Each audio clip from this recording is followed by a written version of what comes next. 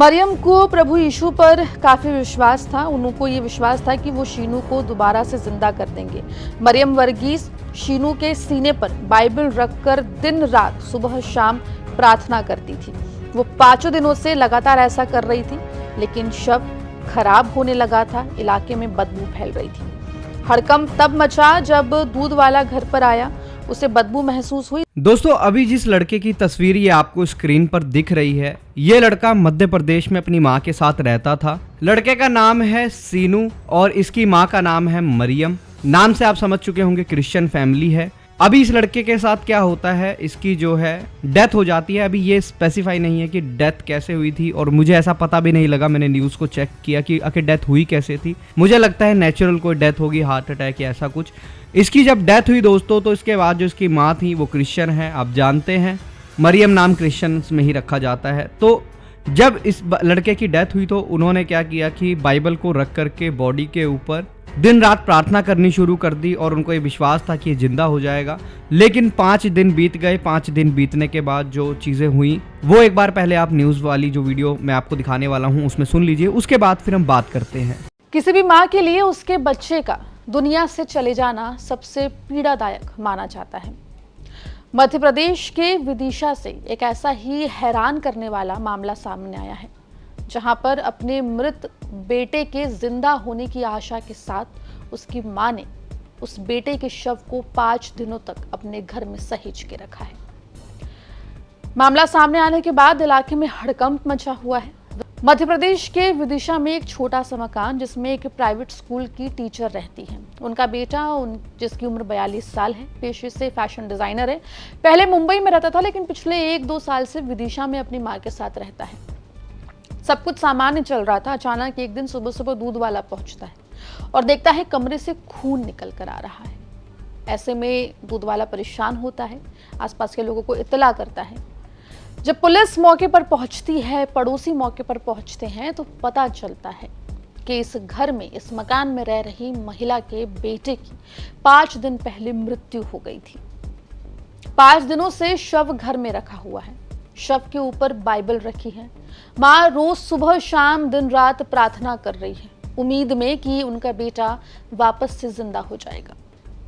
इस मामले के सामने आने के बाद इलाके में हड़कंप मच गया है। इस दुनिया की सब तो बड़ी बाइबल, सब तो बढ़िया बाइबल, बेस्ट बाइबल, वो 100% तो मैं सही नहीं कह सकता, पर बहुत हद तक टेक बाइबल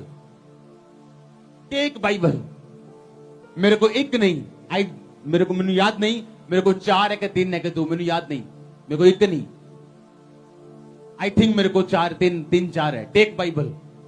दोस्तों, ये बाइबल जो है बहुत लोगों का सपना होती है। मैं पहले भी बता चुका हूँ किस लिए, क्योंकि ये स्टडी बाइबल है, डेक बाइबल है। पास्टर लोग ज़्यादातर यूज़ करते हैं, सेवक लोग यूज़ करते हैं। अगर आपको चाहिए, अभी हमारे पास स्टॉक में आ गई है।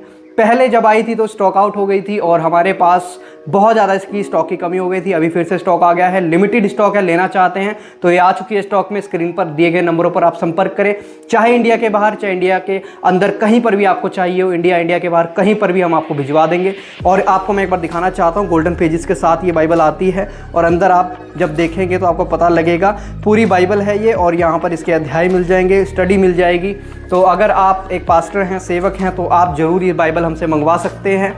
ठीक है, फ्री डिलीवरी है इंडिया के अंदर। अगर अभी आप इस बाइबल को लेना चाहते हैं तो स्क्रीन पर नंबर आपको दिख रहे हैं, आप हमें व्हाट्सएप के द्वारा कांटेक्ट करें, हम आपको ये बाइबल भिजवा देंगे। बस एक बात का आपको ध्यान रखना है, पेमेंट ओनली एडवांस होगी। पेमेंट आपको पहले डालनी होगी और हम आपको ये बाइबल भिजवा देंगे जहां पर भी आपको चाहिए।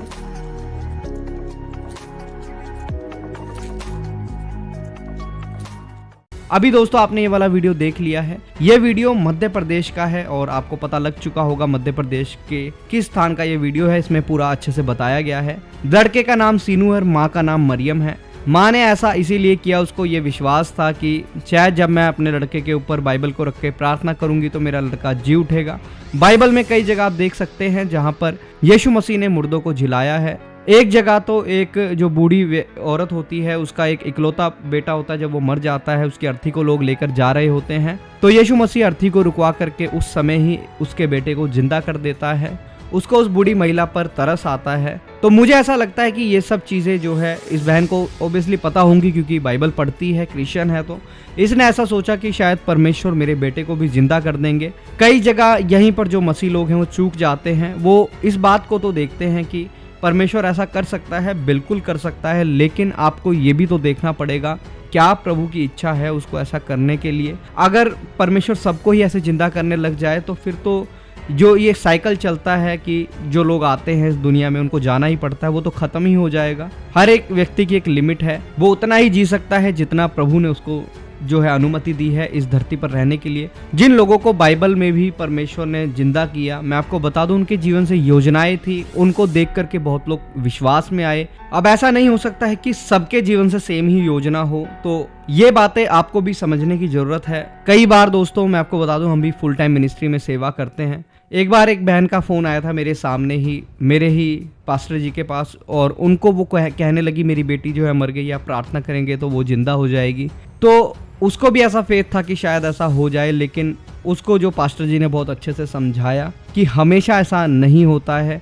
बहुत मुर्दे जिंदा हुए हैं, आप जानते ही हैं, आज भी होते हैं, लेकिन प्रभु की योजना है या नहीं उस बात को लेकर के ये मैटर करता है। क्योंकि देखिए हम प्रार्थना कर सकते हैं, फाइनल डिसीजन परमेश्वर का होता है। जो फाइनली वो डिसाइड करेगा कि उसको किसी को जीवन देना है, नहीं देना है, उसको अपने पास बुलाना है, तो वो वैसा करेगा और उसके डिसीजन को हम चेंज नहीं कर सकते हैं। हम सिर्फ प्रार्थना कर सकते हैं, लेकिन फाइनल डिसीजन परमेश्वर का ही होता है।